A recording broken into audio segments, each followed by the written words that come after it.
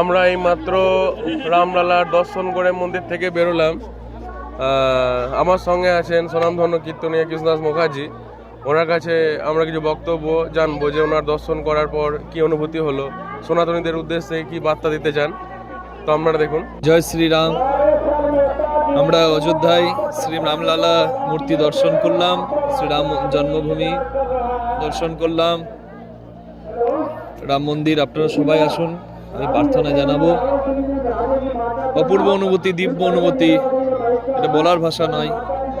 শ্রদ্ধালু সবাই আসছে, তারা অশ্রুসিক্ত নয়নে বাড়ি ফিরে যাচ্ছে, সবার চোখে জল আসছে না চাইতেই।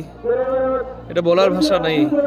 আজ এতদিন পর 500-550 বছর পর আমরা শ্রী রামলালাকে তার আসনে বসাতে পেরেছি। এটা সনাতনীদের কাছে, হিন্দুদের কাছে খুব গর্বের বিষয়। আপনারা সকলে আসুন, আপনারা সকলে দর্শন করে যান, এটা দিব্য অনুভূতি। আমরা প্রয়াগরাজ দর্শন করলাম, বসন্ত পঞ্চমীতে শাহী স্নান করলাম, আর তারপরে দিন এসে রামলালা দর্শন করলাম।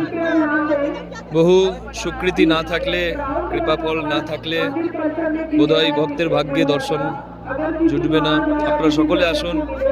জয় শ্রীরাম। তাই গৌর প্রেমানন্দে হরি বল।